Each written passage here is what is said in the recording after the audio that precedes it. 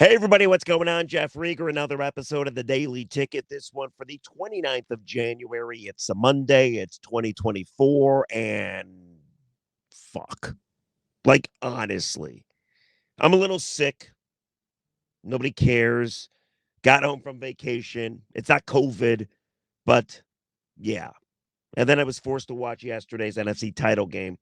Lions lose 34 to 31. They were so close. They were so close. 30 minutes away with a 17-point lead from going to the Super Bowl. They dominated in the first half. Absolutely dominated. They led 24-7 at the half. Lions got the football. Jamison Williams, 42-yard touchdown run outside the tackles. Kept hearing how the Niners couldn't stop runs outside the tackles. J-Mo, even after getting hit, stayed on his feet. Was awesome. 7-0. Niners get the football, drive down the field. Jake Moody misses a field goal, the Michigan product. 7-0 Lions. Lions take over the football. David Montgomery, 1-yard touchdown run. 14-0 Lions. They were dominating. Second quarter, Niners come back. Christian McCaffrey, 2-yard touchdown run. 14-7. But then the Lions went off. Jahmyr Gibbs, 15-yard run for a touchdown. Made it 21-7. And then Michael Badgley, 21-yard field goal, made it 24-7. Mixed in on that was a Malcolm Rodriguez pick off Brock Purdy as well. All in all, the Lions were dominating. They had over 133 rushing yards in the first half. That is the most yards ever on a Kyle Shanahan coach defense. Lions did it in the first half. The first half, they were dominating. They were running the ball down the throat of the Niners. They were 30 minutes away from a Super Bowl. They were about to do everything that we've always wished they would, but never actually thought they would. We fantasized about this. We were so close. 24-7 lead at the half. 24-7 lead. Don't lie to me. At the half, did you peruse ticket prices to get to Las Vegas? Did you Google Super Bowl prices? I did. I thought maybe my company would send me. I thought maybe I'd be headed to the Super Bowl along with the Lions. But then the gut punch, then the heartbreak, then the torture, then the tumult, then the agony. I mean, whatever word you want to use. I don't know, as a Lions fan, how you get over what we witnessed on Sunday night. Lions led by 17. Niners take over the football. Jake Moody gets a 43-yard field goal on their first drive. So it's 24-10. But no big deal. 24-10. Lions still up 14. They still get the football back. Life is good. They go on a very nice drive. They do. The Lions take the ball from their own 25-yard line, and they get all the way down to the 28-yard line of San Francisco. And this is where a sequence of events started to happen that really fucked Detroit. I don't know what else you want to call it. This is what we've witnessed over the course of our life being Lions fans. The big choke job, falling from grace, not being able to finish, the moment being too big for you. And that's what we saw. And unfortunately, what we saw yesterday was the worst collapse in franchise history. So Lions are up 14. They go on a nice little drive. Dan Campbell, with 7:03 left to go in the third quarter, is looking at 4th and 2 from the 28-yard line of San Francisco. Now, mind you, you're up 14. You kick a field goal, you're up 17. That's 3 scores. Time is ticking away. The Niners aren't going to be able to come back. Dan Campbell doesn't kick field goals. I think we know this. He goes for it on 4th and 2. Jared Goff, incomplete to Josh Reynolds. I thought the ball should have been caught. Personally, it wasn't. Turned over the ball on downs. That was the start of this awful sequence of events that eventually resulted in the Lions blowing their biggest opportunity of our fucking lives. So it's a 14-point game. Lions do not convert the 4th down. A lot of people said Dan Campbell should have went for it. Here's the deal. Campbell got here by being aggressive. Campbell goes for it on fourth downs. Campbell likes to keep his offense on the field. We know Dan Campbell's defense at times gets torched, especially through the secondary. I didn't have a huge problem with it. Would have been a 45-yard field goal, but it would have put you up 3 scores, okay? And apparently, Dan Campbell did not want to allow Michael Badgley to attempt the field goal. But it's still 14 points. Life is still good until it wasn't. Because the very next drive for the Niners, more, what do you want to call it? Un-Lions luck. Brock Purdy in the shotgun. A lot of time.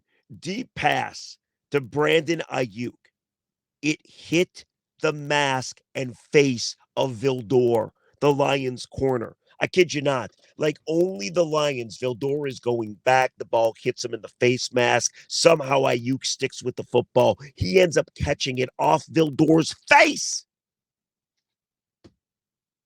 51 yards.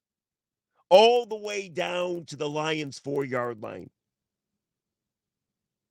14-point game becomes 7-point game. Touchdown.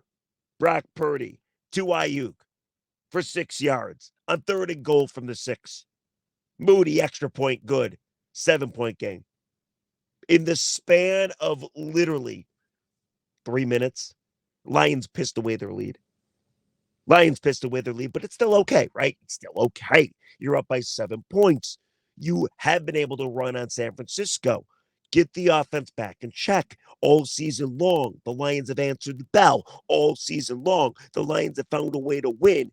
All season long, the Lions have faced adversity. Well, not yesterday.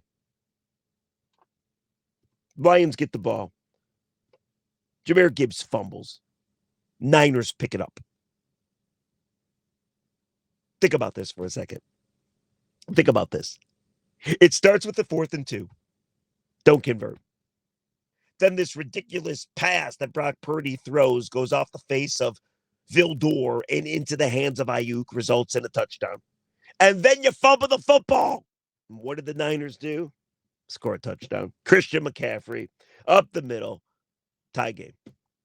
In the span of 8 minutes, the Lions pissed away a 17-point lead. And it's not just any 17-point lead. No. This was the NFC title game. This was the fucking biggest game of our lives. We were so fucking close. And the Lions did what they've always have done. And is this team different? Sure. Did they do special things? Absolutely. Does this go down as a great season? Of course. Did they check a bunch of things off the box that we never thought we would accomplish? Yes. But it doesn't take away the pain. 24-24. Lions go 3 and out. The offense dried up. Couldn't run the fucking football. Couldn't pass the football. Had no problem in the first half. Couldn't do squat in the second half. So it's a 24-24 game. The Lions still had a chance. They fought adversity all season long. They usually bounce back. Could they do it again? David Montgomery for 1 yard. Jared Goff incomplete to Sam Laporta, which meant 3rd and 9. Now, mind you, Lions were picking up 3rd and 18s in the first half. They picked up a 3rd and 12 by simply running the football. They were gashing the Niners. So 3rd and 9, biggest drive of the game. Tie game all at 24. You're thinking to yourself, dude, not a big deal. Goff will get this done. After all, fans have chanted his name for like the entire week. Jared Goff, Jared Goff. Goff drops back, throws a gorgeous pass to Josh Reynolds, who has always been dependable. Drops the football. Josh Reynolds had 2 big-time drops in that second half, unfortunately. And then, of course, the Lions are looking at 4th and 9, so Jack Fox decides to punt. It was a gorgeous punt.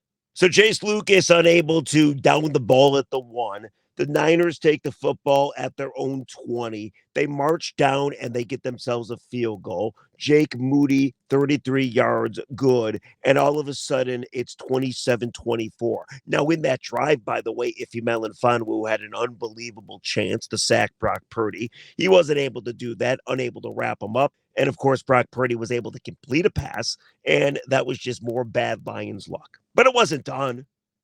It wasn't done. Lions still had a chance. They're only down 3 points. The offense has been good all season long. We really thought, you know what? Here we go. Prove that you're different. Let's fucking go. But they're not. Lions driving the football down by 3 on 4th and 3 at the San Francisco 30. Dan Campbell decides to go for it. He goes for it.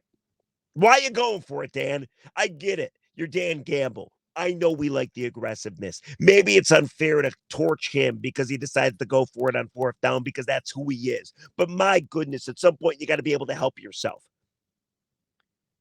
4th and 3, going for it in a 3-point game. If you kick the field goal, it would have been a 47-yarder. You're tied. You got a chance still. You can still win the football game. You can still go to the Super Bowl. But nope, Dan Campbell's not going to do it. He decides to go for it on 4th and 3. Incomplete to Amon-Ra St. Brown. And of course, for the second time in the second half, you're looking at the Lions turning over the ball on downs. Twice, Dan Campbell decides not to throw his kicker out there for makeable field goals. The first one would have been for 45 yards. The second one would have been for 47 yards. And before you hit me with the Badgley doesn't have that distance, that's bullshit. He does. He kicked the 54-yarder against the Rams. Turned out to be the game-winning field goal. If Dan Campbell takes one of those field goals and it actually is good, Lions could win this football game. 2 empty drives because Dan Campbell needed to go for it on 4th down. And again, I know that's who he is. But in the biggest game of your life, take the fucking points. It's that simple. He took the points in the first half. 4th-and-goal to go from the San Francisco 3. He said, no, get the kicker out there. Badgley goes out there, kicks the field goal. Next thing you know, it's 24-7. Why didn't you take the field goal in the second half?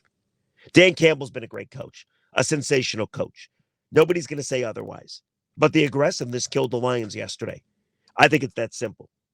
And also the ridiculous sequence of events because the Lions could not get out of their own way. If it wasn't their inability to tackle Christian McCaffrey or Deebo Samuels, it was truly screwing up. Like Vildor, the ball bouncing off his mask, and IU catching the football. Dan Campbell going for it on 4th-and-2 and 4th-and-3 instead of kicking field goals, giving yourself a chance to win the football game. Jahmyr Gibbs fumbling the football. It was every Lions choke job we've ever seen in our lives, but it was worse because it was the NFC title game. It was worse because you were 30 minutes away from a fucking Super Bowl. It was worse because you don't know if you're going to get back here. Yes, the Lions seem like they're primed to be very good for a long time. Yes, I would think if I had to bet, it's not going to take another 30 years to get back to the NFC title game or whatever it was. With that being said, you just never know. And that's why these games are so big. And that's why these games, you have to have a certain kind of mindset to win them. And the Lions, the moment, too big for them. I don't know how else you want to describe it. Totally blew it. Totally pissed it away. It's heartbreaking. It's gut-wrenching. I don't know how you get over it. Now you will. Life is going to be fine. You'll wake up in the morning. You go to work. It's going to be fine. You should be in the Super Bowl. You should be in the fucking Super Bowl. But a combination of Dan Campbell and the players, I don't want to blame just one person because it was a team effort to lose like this. You're up 17 points in the second half of the NFC title game on the road against the 1 seed. Can't close the deal. That's a team problem.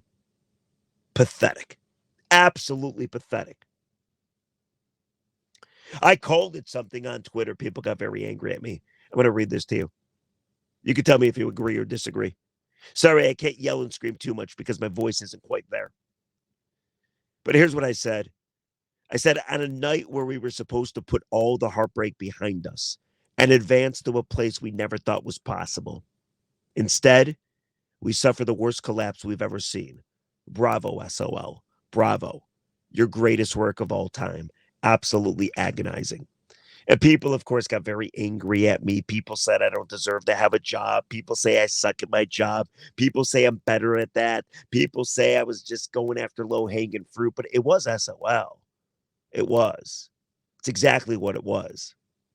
Whether you believe, whether you don't believe, I don't know why you don't believe because that's exactly what happened. Only the Lions lose a game like that with a sequence of events that take them from 17 up to at one point being 10 down. And then they score a meaningless touchdown. They go for the onside kick. They're unable to capture it. And there you go. You lose the football game. And we have to watch the Niners move on to the Super Bowl again against the Chiefs. That's the other thing, by the way. Chiefs went into Baltimore and beat the Ravens. You've already here in Kansas City held your own in that Super Bowl, but we'll never find out. That was an awful loss. And it doesn't take away from the greatness of the season. I get that. I'm not saying that it does. But that one's going to take a while to get over. An absolute travesty of football, especially considering how the first half went. So let me know. Comment section. What do you think? How do you get over what you witnessed in the second half? How do you get over that sequence of events? Tell me if you thought that was SOL, what you witnessed. Any angle you want to attack it, let me know. Comment section, please. Before we go, and I'm not going to get into comments. I'll do that tomorrow. Hopefully, I have my voice back. Hopefully, we all feel maybe a little better. Hopefully, we can sit back and reflect on a kick ass season. But it might be still raw at that point. But if you want to just look at it, like David Montgomery ran for 93 yards. Jahmyr Gibbs ran for 45 yards. Jamison Williams ran for 42 yards. At a certain point in the first half, all three of those men had more rushing yards than Christian McCaffrey, a guy that could win the MVP. But at the end of the day, Niners found a way to run the football. They finished with 155 on the ground. The Lions finished with 182. If I were to tell you that the Lions were going to be able to run the football for 182 yards, that would have been a win. You would have been convinced it was going to be a win and that you're going to the Super Bowl. But you fucking lose. Christian McCaffrey, first running back against the Lions all season long to go 67 yards. He rushed for 90. The majority of those yards in the second half, 2 touchdowns as well on 20 carries. Brock Purdy also rushing a lot. Purdy killing the Lions in the second half with his feet, 5 carries, 48 yards, 9.6 per average. And he also threw for 267 and a touchdown and a pick. I mean, whatever. Brock Purdy was not all that impressive. Not all that impressive at all. Doesn't fucking matter, though. He wins the football game. Here's the other thing, too. And listen, this is not that big of a deal, but it's not a great look now that you lost the football game. If you're watching on YouTube, I'll just show this to you. If not, I'll explain it. But this is from Barstool Sports. Look at that. Can you see that? That's CJ Gardner-Johnson when the Lions are up 20-7 in the first half, waving goodbye to the Niner fans. Barstool says this was certainly a choice by CJ Gardner-Johnson Jr. That's who he is. He likes to talk. He thought the game was over. I thought the game was over. We all thought it was over. CJGJ decided to wave goodbye to Niner fans. And then, of course, the Niners come back to win the football game. Only the Lions. Only the Lions. If I seem a little doom and gloom today, if I seem a little down today, well, I mean, how else are you supposed to be? I think that's going to do it for the podcast. Lions played well enough to win the football game, but they totally imploded. They totally fucking melted down. It is the biggest meltdown in franchise history. And we've seen it way too often. And I have yet to hear the explanation by Dan Campbell, but we'll give it to you tomorrow in the podcast. You got to kick the field goals. You're down 3 points. You got 2 chances to kick field goals. One's a 45-yarder, one's a 47-yarder. One would put you up 17 points. That's a 3-score game in the third quarter. The other would tie the game at 27 apiece in the fourth quarter. You decided to do neither. Couldn't pick up the fourth down. You gave San Francisco the game. Dan Campbell's a great coach. He got you to places we never thought we would be. Nobody's saying to fire him. Nobody's saying he can't do the job. But what you saw on Sunday was bad. It's bad. It's coaching malpractice at times. And if you're going to come at me, oh, Rieger, shut the hell up. You know what kind of guy he is. It was that aggressiveness that got us here. I mean, I hear you. I do. I do. But sometimes you have to understand the game. Sometimes you have to understand what you can do against that other team. And that would be put him away. He could have done that. And spare me the Michael Badgley doesn't have that range. Kicked a 54-yarder against the Rams at one of the damn football game. I've been doing this a long time. I've been covering the Lions, been doing radio, very long time. Usually games don't affect me one way or the other. This one hurts. It hurts. And unfortunately, being a Lions fan, as you know, it's only ever hurt. It's how it's been our whole lives. We all thought it was different this time around, didn't we? Man, they were dominated in the first half. Man, that was fun. Oh, goddamn, that was fun. All right. Catch you tomorrow. I hope they have my voice back. Listen, I hope you guys enjoyed the game. You guys are the best. Thank you for following the Daily Ticket and watching the Daily Ticket and listening to the Daily Ticket. And, please subscribe and all that kind of stuff. Or if you don't want to, I get it too. I don't know. I feel like a beaten man. I can't believe they lost that game. Oh, yes, I can. They're the Detroit Lions. We'll catch you tomorrow. Bye, everybody.